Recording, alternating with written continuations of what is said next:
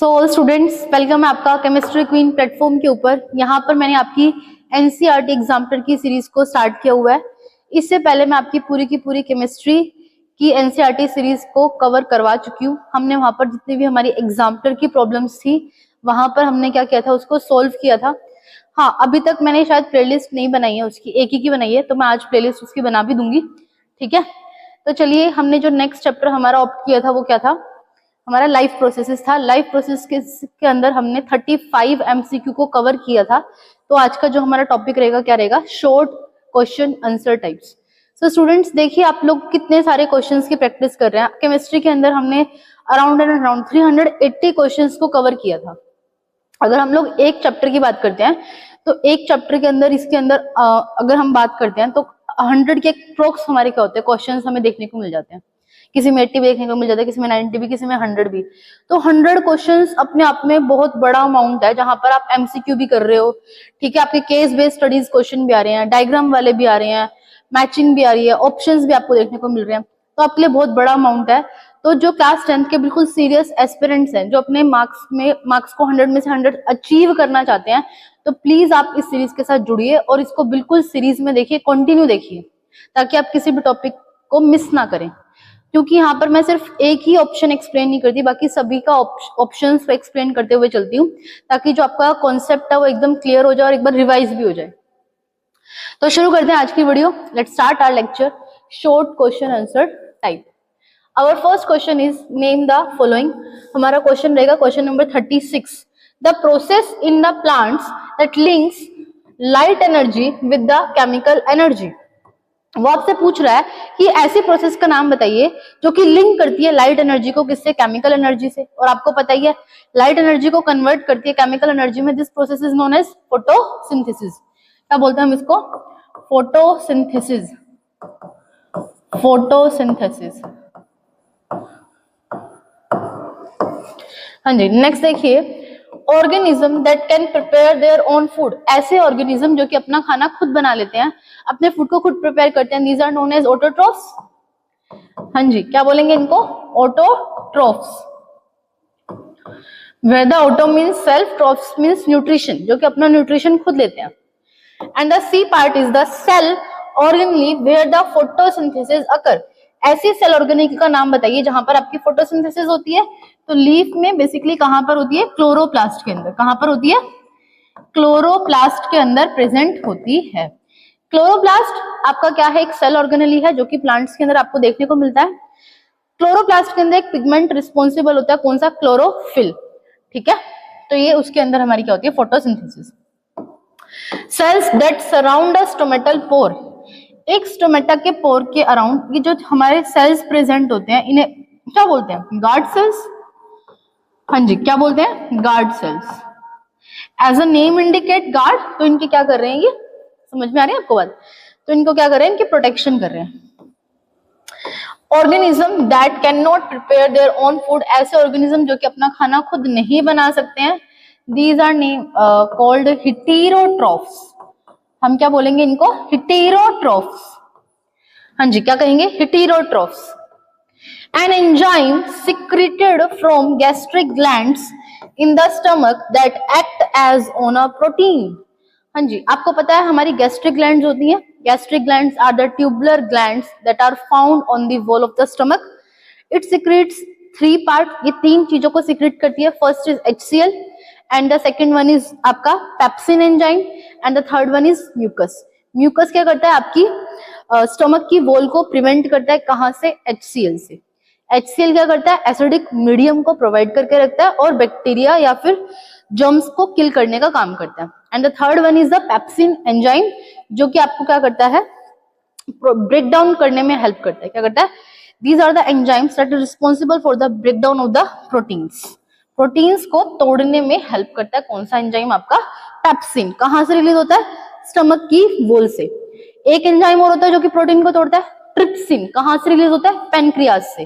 कहां से होता है, पेनक्रियास से। तो ये बातें आपको बिल्कुल ध्यान रखनी है। हाँ जी, लिखेंगे क्या आंसर हम लोग, पेप्सिन।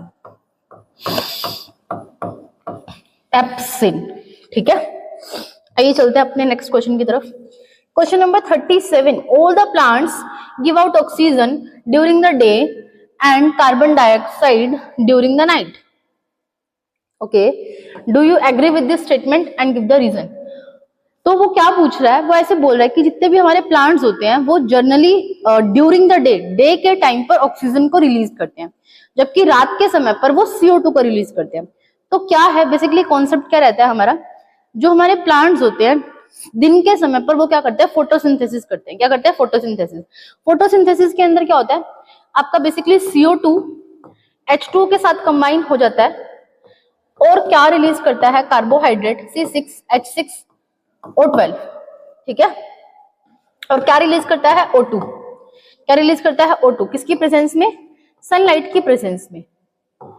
तो दिन के समय में ये क्या रिलीज कर रहे हैं, ऑक्सीजन रिलीज कर रहे हैं। क्या रिलीज कर रहे हैं, ऑक्सीजन रिलीज कर रहे हैं, बिकॉज डे टाइम पर ही आपकी फोटोसिंथेसिस होती है। क्यों होती है, क्योंकि डे टाइम पर ही आपको क्या मिलती है, सनलाइट मिलती है, क्योंकि हम लोग लाइट एनर्जी को ट्रैप करते हैं। और कौन ट्रैप करता है, आपका क्लोरोफिल पिगमेंट क्या करता है, ट्रैप करता है। हाँ जी, जबकि नाइट के टाइम पर वो क्या करता है, कार्बन डाइऑक्साइड को रिलीज करता है।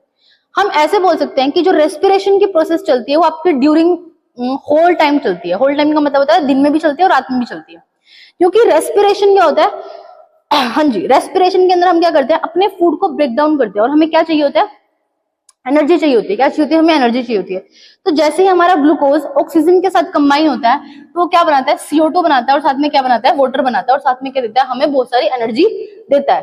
तो बेसिकली रात के समय पर जो हमारी CO2 रिलीज हो रही है उसी को प्लांट्स दिन के समय पे यूज करते हैं एज अ सबस्ट्रेट, ताकि वो CO2 से क्या बना सके, हमारा ग्लूकोज बना सके और वाटर बना सके।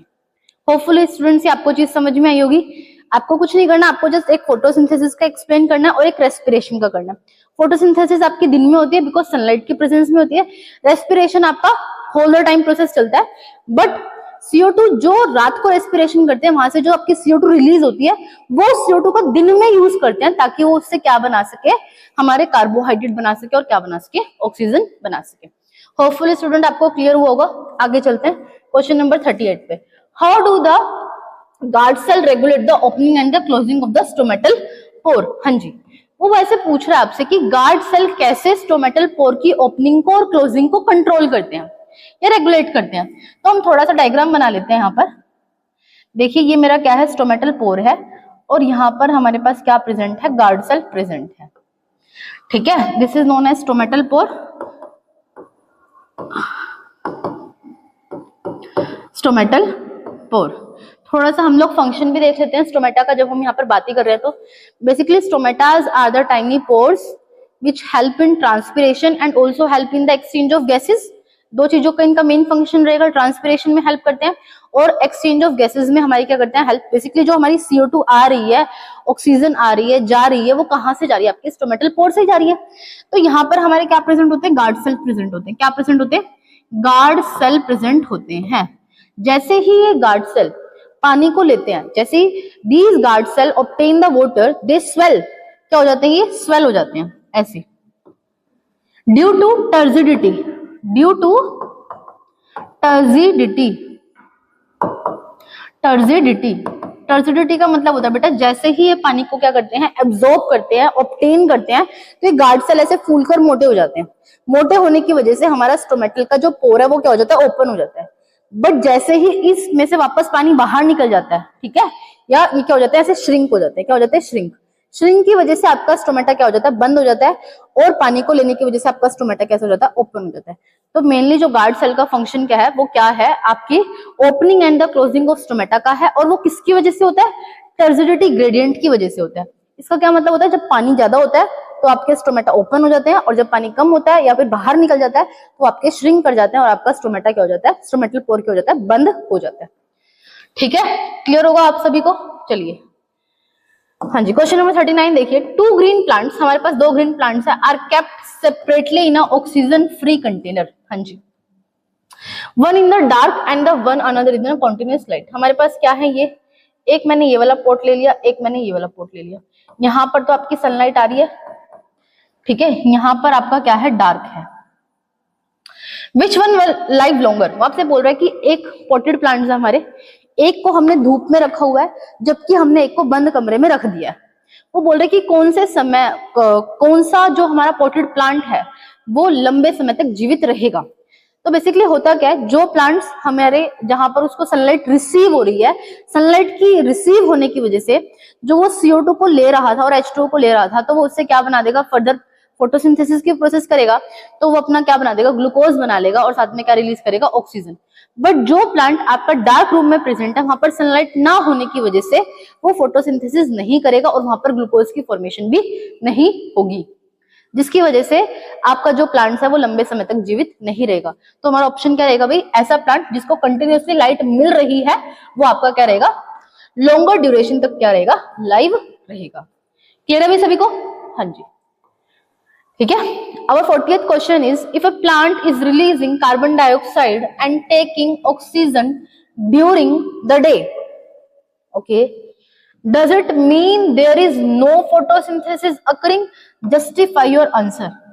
हाँ जी, इस बार उसने थोड़ा सा रिवर्स स्टेटमेंट कर दिए। बेसिकली होता क्या था कि हम लोग दिन के टाइम पे फोटोसिंथेसिस करते थे, तो वो बोल रहे हैं कि दिन के समय पर आपके जो प्लांट्स हैं वो क्या कर रहे हैं, CO2 को रिलीज कर रहे हैं।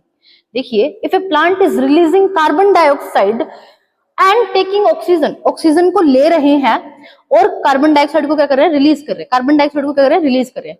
इट मीन्स क्या हो रहा है, ये आपका यहाँ पर आपकी फोटोसिंथेसिस नहीं हो रही है। इट मीन्स जो आपकी यहाँ पर फोटोसिंथेसिस है वो क्या होगी, आपकी नहीं होगी। सही बात है भाई, या फिर हम कह सकते हैं कि जो रेट ऑफ फोटोसिंथेसिस है वो बहुत कम होगा। ठीक है, रेट ऑफ फोटोसिंथेसिस का मतलब होता है पर यूनिट टाइम आप कितना कार्बोहाइड्रेट बना पा रहे हो, कितनी ऑक्सीजन को निकाल पा रहे हो, वो आपका बहुत कम है। रेट ऑफ फोटोसिंथेसिस क्या है, बहुत कम है।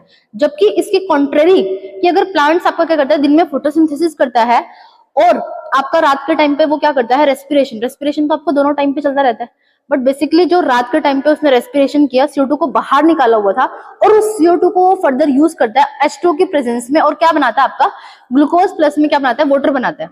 ठीक है, तो इस समय पर आपकी रेट ऑफ फोटोसिंथेसिस क्या होती है, मैक्सिमम होती है। तो अगर आपका कार्बन डाइऑक्साइड रिलीज हो रहा है तो हम कह सकते हैं कि आपका जो फोटोसिंथेसिस का रेट है वो कैसा है, लो है। कैसा है, लो है। ये बात आपको ध्यान रखनी है भाई, आप इसको यहाँ पर ऐसे बता सकते हैं। हाँ जी, so our question 41 is, why do the fishes die when taken out of the water? अगर हम पानी में से फिशेस को निकाल लेते हैं तो वो मर क्यों जाती हैं? बेसिकली होता क्या है, जैसे हमारे पास रेस्पिरेटरी ऑर्गन्स, हमारे लंग्स प्रेजेंट है, ऐसे फिशेस के पास, उनके पास ऐसा कोई रेस्पिरेटरी ऑर्गन नहीं है, और है तो उनके पास क्या है, गिल्स है। क्या है, गिल्स उनका क्या है, रेस्पिरेटरी ऑर्गन है। ठीक है, तो बेसिकली जो गिल्स होते हैं वो इतने प्रॉपरली इक्विप्ड नहीं होते कि वो एनवायरमेंट में से गैसियस ऑक्सीजन को इनटेक कर ले। गिल्स आर इक्विप्ड, बस वो किसी ऑक्सीजन को ले सकते हैं, डिसॉल्व ऑक्सीजन को ले सकते हैं, क्योंकि पानी के अंदर मछलियां रहती हैं। मछलियां जो होती हैं हमारे पानी के अंदर क्या प्रेजेंट होती है, डिसॉल्व ऑक्सीजन। पानी के अंदर प्रेजेंट होती है तो उसको क्या बोलते हैं, डिसॉल्व ऑक्सीजन। ठीक है, डिसॉल्व ऑक्सीजन प्रेजेंट होती है। और बाहर कैसी ऑक्सीजन होती है, हमारी गैसियस ऑक्सीजन होती है। हमारे सराउंडिंग्स में कैसी है, गैसियस ऑक्सीजन है। तो बेसिकली जो गिल्स के इतने रेस्पिरेटरी ऑर्गन्स इक्विप्ड नहीं है, इतने डेवलप्ड नहीं है कि वो एटमॉस्फेयर से ऑक्सीजन को क्या कर सकते हैं, एब्जॉर्ब कर सकते हैं, जैसे कि वो पानी के अंदर करते हैं। सो दैट्स वाई जब मछलियां या फिशेस आपकी पानी से बाहर आ जाती हैं तो वो जल्दी मर जाती हैं। क्लियर है सभी को? मैं यहाँ पे आंसर नहीं लिख रही हूँ, बट मैंने आपको प्रॉपर बता दिया है। तो आप जब भी वीडियो को देखना तो एक से दो बार इसको बिल्कुल सुन लेना, ताकि आपको चीजें बिल्कुल समझ में आ जाए। मैंने आपको पूरे की पूरी एक्सप्लेनेशन दे दी है। ठीक है, क्वेश्चन नंबर 42 देखना भाई। Differentiate between an autotroph and the heterotroph. Autotroph और हेटेरोट्रोफ्स में क्या डिफरेंस होता है, बहुत बेसिक क्वेश्चन है, बट हमें पता होना चाहिए। ठीक है, थोड़ा सा हम लोग देख लेते हैं डिफरेंस। ये हमारे क्या है, ऑटोट्रोफ्स, एंड और ये क्या है, हमारे हेटेरोट्रोफ्स। ठीक है, ऑटोट्रोफ्स कौन होते हैं, they prepare their own food. ठीक है, ये अपना खाना खुद बनाते हैं, इटसेल्फ। ठीक है, प्रिपेयर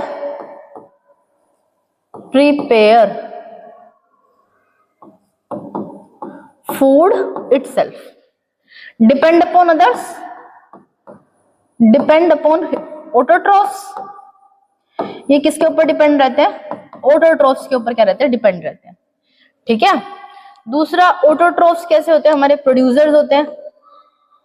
कौन होते हैं, प्रोड्यूसर्स, जो कि क्या कर रहे हैं, प्रोड्यूस कर रहे हैं। और हेटेरोट्रोफ्स कौन होते हैं, हमारे कंज्यूमर्स।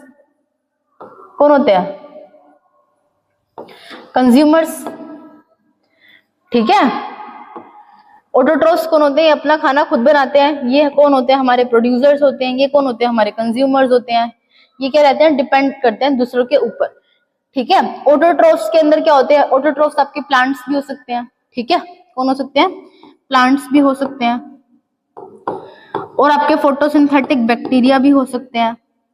कौन हो सकते हैं? फोटोसिंथेटिक बैक्टीरिया भी। और जबकि हेटेरोट्रोफ्स आपके कौन होते हैं? लाइक सेप्रोफाइट्स, फंजाई भी हो सकती है, ठीक है। कुछ आपके हेटेरोट्रोफ्स आपके एनिमल्स तो आपके आएंगे ही, ठीक है। ये सारे क्या रहेंगे? आपके हेटेरोट्रोफ्स के एग्जाम्पल रहेंगे, ठीक है। मैंने आपको यहाँ पर 2 पॉइंट्स बता दिए। अगर आपको भी और पॉइंट्स के बारे में पता होगा तो प्लीज आप कमेंट सेक्शन में मुझे जरूर बताना, ठीक है। ऑटोट्रोफ्स एंड हेटेरोट्रोफ्स, ठीक है। दे यूज सनलाइट, ठीक है।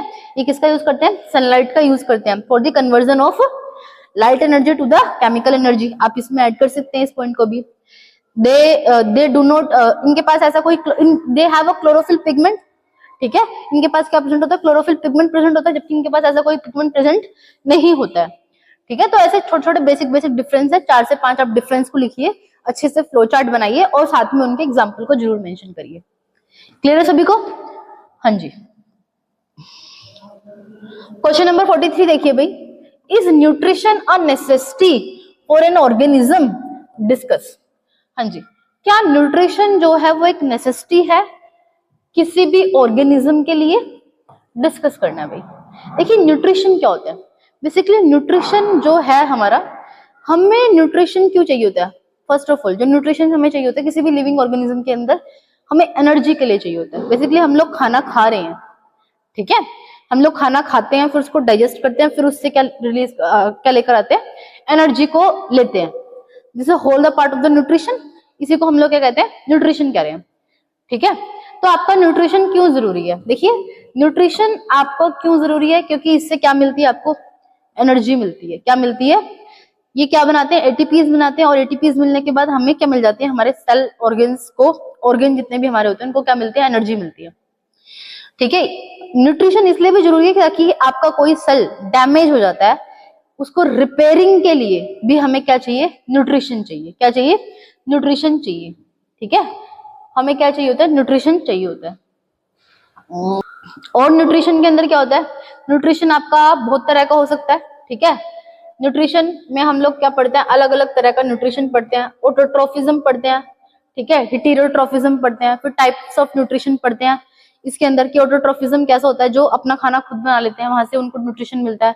जो दूसरों के ऊपर डिपेंड रहते हैं, वहां से क्या मिलता है? उनको न्यूट्रिशन मिलता है। एक मिनट। न्यूट्रिशन के हमारे बेसिक चीजें हमने जान लिए। हमें एनर्जी प्रोवाइड करता है, और क्या देता है हमें ये? ठीक है। अगर हमारा कोई भी सेल डैमेज हो गया, किसी को इंजरी हो गई है, तो उसके रिपेयर के लिए जो हमें एनर्जी चाहिए होती है वो वापस हमें कहाँ से मिलती है? न्यूट्रिशन से मिलती है। और डिजीज के अगेंस्ट जो हमें क्या चाहिए होता है? हमारी इम्यूनिटी चाहिए होती है, ठीक है। जितने भी हमें इन्फेक्शन होते हैं उनसे प्रिवेंट करने के लिए भी हमारा कौन हेल्प करता है? न्यूट्रिशन हेल्प करता है। आ जाइए 44th क्वेश्चन के ऊपर। What would the happen if the green plant disappear from the earth? हाँ जी, अगर हमारे अर्थ से हमारे ग्रीन प्लांट्स ही चले जाते हैं, सारे के सारे हमारे प्लांट्स खत्म हो जाते हैं, because they are the producers. हमारे अगर प्रोड्यूसर्स खत्म हो गए तो सबसे पहले हमारी कौन अफेक्ट होगी? हमारी फूड चेन अफेक्ट हो जाएगी। अगर प्रोड्यूसर ही नहीं रहेंगे, ठीक है, तो हमारे कंज्यूमर्स कहाँ से आएंगे? क्योंकि आपको पता है primary consumers are directly depend upon the, ठीक है, प्रोड्यूसर्स। हमारे उनके ऊपर क्या रहते हैं? डिपेंड रहते हैं। आपके लाइक हार्बीवोर हो गए, अब वो हार्बीवोर भी मर जाएंगे। हार्बीवोर के ऊपर कौन डिपेंड है? हमारे हायर कंज्यूमर्स, इट मींस आपकी कार्निवोर्स। अगर वो भी मर जाएंगे तो कार्निवोर्स भी खत्म हो जाएंगे, दे विल आल्सो डाई। तो इस तरीके से हमारे अर्थ के अंदर क्या हो जाएगी? पूरी की पूरी डिसमैनेज हो जाएगी, और हमारी जितनी भी लाइफ लिविंग ऑर्गेनिजम्स होते हैं वो मर जाएंगे, जिसकी वजह से हमारी पूरी की पूरी जो ये क्या बोलते हैं साइकिल है वो भी खत्म हो जाएगी, और अर्थ पे हमारा जीवन मुश्किल हो जाएगा जीना। समझ में आ रही है बात आपको? तो आप ऐसे इसका क्या कर सकते हैं? आंसर कर सकते हैं। हाँ जी, क्वेश्चन नंबर 45 देखिए भाई। Leaves of a healthy potted plant were coated with a Vaseline, will this plant remain healthy for a long? Give a reason for your answer. हाँ जी, वो ऐसे कहता है कि अगर हम हेल्दी पोटेड प्लांट के ऊपर, मान लेते हैं मैंने कोई पोटेड प्लांट ले लिया, ठीक है, ये हमारी क्या है, लीव्स है, क्या है, लीव्स है। इसकी लीव के ऊपर मैंने क्या लगा दी, वैसलीन लगा दी। क्या लगा दी, vaseline is like a waxy layer. ठीक है, मैंने लीव्स के ऊपर क्या लगा दी, वैसलीन लगा दी। अब बेसिकली मैंने उसकी लीव के ऊपर वैसलीन को अप्लाई करने के बाद क्या क्या दिक्कतें आ सकती है, क्योंकि लीव्स के अंदर क्या प्रेजेंट होते हैं, हमारे स्टोमेटा प्रेजेंट होते हैं। स्टोमेटा हमारे बंद हो जाएंगे क्योंकि हमने उसके ऊपर क्या लगा दिया, एक थिक कोटिंग कर दी है। तो जिसकी वजह से हमारा गैसियस एक्सचेंज ऑफ गैसेस है वो क्या होंगे, इफेक्ट होंगे। क्या होंगे, इफेक्ट होंगे। हमारा ट्रांसपिरेशन अच्छे से नहीं होगा, हमारा ट्रांसपिरेशन अच्छे से नहीं होगा। लीफ के अंदर हमारा क्लोरोफिल पिगमेंट भी होता है जो कि आपकी सनलाइट को ट्रैप नहीं कर पाएगा। समझ में आ रही है आपको बात, सनलाइट को ट्रैप नहीं कर पाएगा। सनलाइट ट्रैप नहीं होगी तो आपकी जो लाइट एनर्जी है वो केमिकल एनर्जी में कन्वर्ट ही नहीं हो पाएगी। ठीक है, उसके बाद आपका ट्रांसपिरेशन रुक जाएगा। ठीक है, ट्रांसपिरेशन भी आपका नहीं हो पाएगा। उसके बाद आपका क्या होता है यहाँ पर, ठीक है, आपके स्टोमेटास जो होते हैं उसके पोर ओपन नहीं होंगे, जिसकी वजह से गैसियस एक्सचेंज आपकी क्या होगी, इफेक्ट करेगी। ठीक है, वहां से इजिली CO2 एंड O2 पास नहीं हो पाएंगे। And the last one is, जितनी भी आपकी लीव्स के अंदर, देखिए ये लीव्स के अंदर आपकी क्या होती है, लाइक वेन्स होती हैं। ये वेन्स आपकी, दीज आर द वेन्स। ये जो वेन्स होती हैं बेसिकली आपको क्या दिखा रही है, ये जाइलम के ट्रांसपोर्ट को दिखा रही है। किसके ट्रांसपोर्ट को दिखा रही है, जाइलम के ट्रांसपोर्ट को दिखा रही है। जाइलम का ट्रांसपोर्ट का मतलब समझ रहे हैं ना, रूट्स आपके क्या कर रहे हैं, पानी को खींच के। टिश्यू कौन है, जाइलम जो टिश्यू है, जो कि वाटर कंडक्टिंग टिश्यू है, जो कि पानी को ऊपर खींच कर लेकर आता है। इसका स्टॉप हो जाएगा, आपका वाटर क्या होएगा, ऊपर की साइड आ ही नहीं पाएगा, और आ गया तो उसका ट्रांसपिरेशन रुक जाएगा।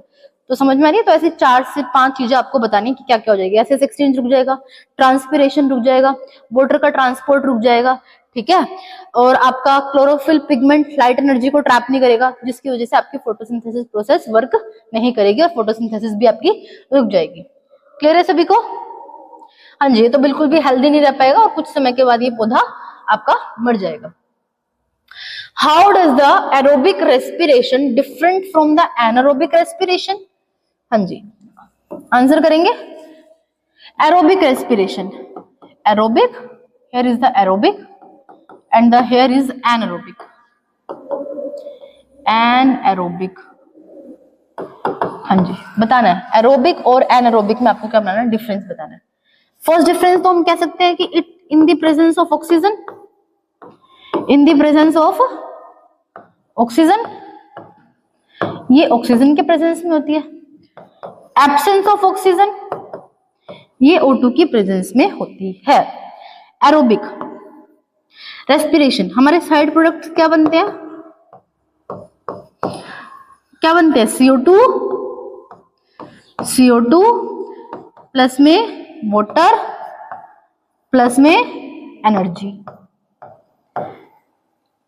और इसमें क्या बन सकते हैं, इसमें हमारा लैक्टिक एसिड भी बन सकता है। ठीक है, बेसिकली लैक्टिक एसिड आपका तब बनता है जब आपकी बॉडी में लैक ऑफ ऑक्सीजन हो। ऑक्सीजन तो है बट इतनी ऑक्सीजन नहीं है जितनी होनी चाहिए। तो रादर देन लैक्टिक लिखने की बजाय हम क्या लिख सकते हैं, इथेनॉल। क्या लिखेंगे, इथेनॉल प्लस में हाँ जी CO2 आपके बन जाएंगे। क्लियर है सभी को? आ जाओ, एरोबिक रेस्पिरेशन में जो आपकी प्रोसेस होती है ग्लाइकोलिसिस, वो कहां पर होती है, साइटोप्लाज्म में। और जो आपका पायरुवेट कन्वर्ट होता है कहां पर, CO2 प्लस में वाटर में, ये कहां पर होती है, माइटोकॉन्ड्रिया के अंदर। ठीक है, फर्दर कहां पर होती है, माइटोकॉन्ड्रिया के अंदर। ठीक है, और ये दोनों की दोनों प्रोसेस कहां पर होती है, आपकी साइटोप्लाज्म में। कहां पर होती है, साइटोप्लाज्म के अंदर होती है। कहां पर होती है, साइटोप्लाज्म के अंदर होती है। इट मींस ग्लाइकोलिसिस भी आपकी साइटोप्लाज्म में हो रही है, और उसके बाद पायरुवेट से आपका जो इथेनॉल प्लस में CO2 बन रहा है वो भी कहां पर हो रहा है, साइटोप्लाज्म में। इसमें से आपकी लेस एनर्जी निकलती है। ठीक है, इसमें आपकी मोर एनर्जी निकलती है, ज्यादा से ज्यादा एनर्जी आपकी रिलीज होती है। यहाँ पर आपकी क्या रिलीज होती है, लेस एनर्जी रिलीज होती है। क्लियर है सभी को? और फिर हम क्या डाल सकते हैं, एग्जांपल्स डाल सकते हैं। एरोबिक रेस्पिरेशंस कहां पर होता है, हमारे जितने भी लिविंग ऑर्गेनिजम्स होते हैं, ठीक है, लाइक ह्यूमन बींग्स हो गया, हमारे अंदर कहां पर देखने को मिलता है, ये एरोबिक रेस्पिरेशन देखने को मिलता है। एनारोबिक, इसका एग्जांपल आप डाल सकते हैं फर्मेंटेशन प्रोसेस के अंदर, तो आप ये डाल सकते हैं एग्जांपल्स। ठीक है, और लैक ऑफ ऑक्सीजन कहाँ पर देखने को मिलती है आपकी, जब आपकी मसल्स के अंदर क्रैम्प होते हैं, ठीक है, तब हमें वहां पर क्या देखने को मिलती है, लैक ऑफ ऑक्सीजन का केस देखने को मिलता है। और वहां पर प्रोडक्ट क्या बनता है, लैक्टिक एसिड। क्या बनता है, लैक्टिक एसिड। तो स्टूडेंट्स आज के लिए इतना ही, मिलते हैं अपनी नेक्स्ट वीडियो के अंदर। यहाँ पर मैंने शॉर्ट आंसर टाइप क्वेश्चन का केवल 1 पार्ट को अपलोड किया, इसके बाद मैं सेकंड पार्ट को करूंगी और क्या पता 3 पार्ट भी बन जाए, ठीक है, क्योंकि काफी सारे हमारे शॉर्ट क्वेश्चंस दे रखे हैं। तो अगर आपको वीडियोस अच्छी लगती हैं तो प्लीज वीडियोस के साथ ऐसे ही कंटिन्यू रहें और चैनल को सब्सक्राइब जरूर करें और क्लास 10th एस्पिरेंट्स के साथ बिल्कुल शेयर करें। Thanks for watching, thank you.